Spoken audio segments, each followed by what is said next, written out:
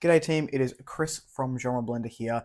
I want to talk to you today about a game that has had me in a complete chokehold since it released on July 23rd of 2025, and it's only in early access.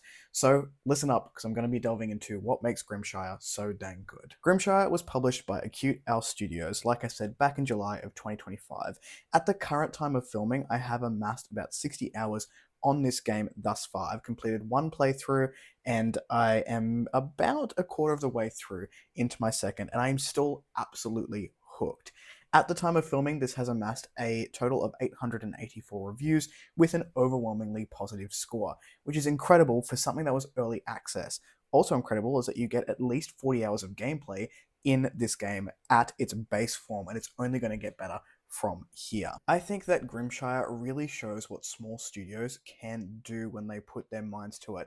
This reminds me of my first time playing Stardew Valley, where I was like, holy crap, this game for $20 is insane, and we keep getting free updates for it. Now, I don't know if Grimshire is going to continue getting free updates, but I do know that they are planning a full release, which adds another year into the actual gameplay. What I will say very early is Grimshire does something completely different to the farming sim genre by adding in a gritty, survival-like storyline with deadly consequences for your villagers if you aren't prepared. So when I first heard of the game, I was immediately drawn to this beautiful yet simplistic graphic style, promising of a cozy gameplay. What struck me at first is that when choosing your play mode, you can choose either easy, normal, or challenging. I believe there's another one in there now. You're met with a warning. When you hit normal, it says this game is a lot harder than you think it is, and it's likely that not everyone will survive if you're not prepared. So already going in from the get-go, choosing normal, you're like, what am I in for within a cozy game? Your character wakes up in a coastal town of Grimshire after being rescued by Finn, the trading ferret from a neighbouring town. The animal companion you arrive with unfortunately doesn't make it, making you the sole survivor of your own village. You are gifted an abandoned farmhouse, which you so often are in these games, and the lands to use as your very own before being introduced to a quaint little village where all of your animal buddies work together by trading with neighboring islands to secure goods and live a relatively peaceful life. This peaceful life lasts for you for about a day. Finn brings news that your surrounding towns are under attack. There is a plague of sorts turning the animals feral, and he is now barred from trading with other ports. Grimshire is now on its own. But that's okay, lucky, they have a new farmer, right? You have totally got this. Yeah, we're going to need to learn pretty damn quickly if we are going to survive this game. More on that in a minute. Grimshire integrates cozy farming elements seamlessly into a game that caused me at least a dozen sleepless nights, yet I am still so dang addicted.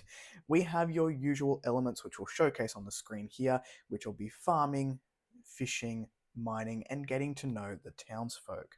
I believe there is a romance element in here if you choose to do that. I personally just did not find the time. We're trying to survive and learn as quickly as I could how to do that in my first year of Grimshire.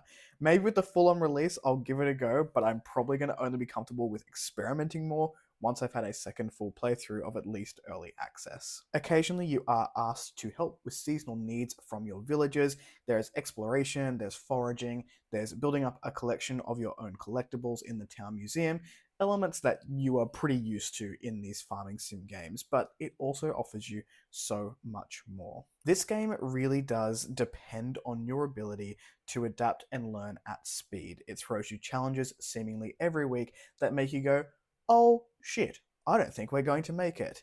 I can't tell you how many times I went to my housemate or my wife and said, I don't think my village of animals is going to survive the coming week. And it was a lot. There were a lot of challenges that get thrown your way. Now, I don't want to scare anyone off. These challenges do come with a learning curve of sorts where it starts out slowly and then starts to really ramp up and make you worry for the safety of your villagers. Within the first week, you are told that the town of Grimshire is going to need to band together for survival. The outlook, initially at least, is pretty positive, given that each person in this town has a particular skill which could be useful to the good of the community. You are then shown the root cellar pretty early on into the game. This is a place where you can place your excess food and your offerings for the town, where they will be stored for a number of days because food here does degenerate over time. So if you have a fresh food item that may only last for 4 days, as opposed to a preserved item which will last for forever. So you do have time limits on your food as well. But your offerings do get distributed daily, and things seem to be going pretty well when you initially get into this game. It lulls you into this beautiful false sense of security, which is shattered as soon as the army turns up demanding rations to keep your villagers safe from the threat of the plague in the neighboring villages. Those demands only increase with time. There are also town specific challenges which are time bound and place a strain on player resources while you're doing your best to feed 30 odd villagers and a whole ass army every single week.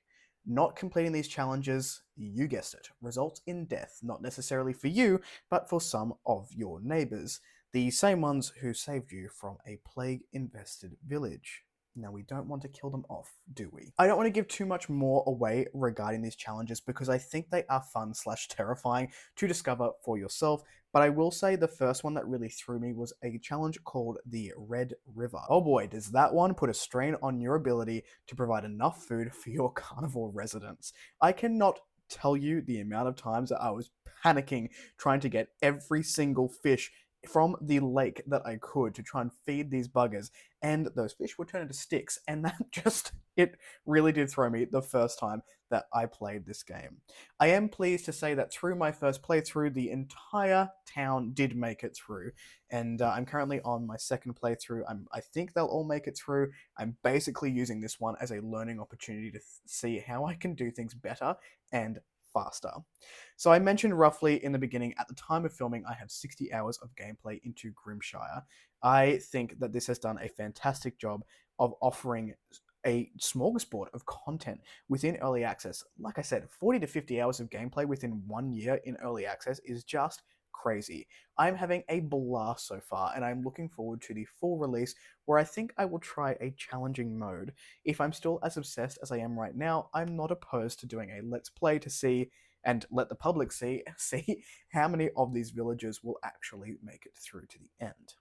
I do want to finish off the video today by giving new players a handful of tips to make their playthrough as enjoyable as possible. Now, I do want to do this without giving away too much about Grimshire or the journey that you'll be going on once you enter into the actual gameplay. So here are a couple of things that may help just get you started, which won't give away the anxiety or the joy of discovering this for yourself. The first thing I want to encourage you to do is pay attention to your character's dietary needs in character creation. So you have a mix of herbivores and carnivores which you can use to create. I believe there are currently 4 types of animal that you can play. Some of these have certain perks. So your carnivores get more energy from meat products, whereas your herbivores get more energy from plant products. This will take up your points that you actually consume when you are replenishing your stamina. The second point I have is stamina. I kind of touched upon it here, but use it, replenish it. Do not go to bed with any stamina left in your tank. You need to make the most out of your days. A couple of things that take no stamina and you can do if you have run out, you don't have any more food at the end of your day, and you still got a little bit of time to play with. Normally your timer will start clocking down at about 11 to get to bed within the next hour.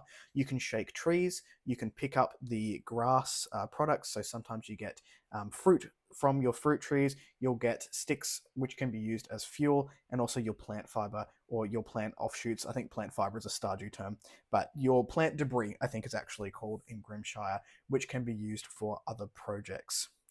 The third tip I have here is pay attention to your skills.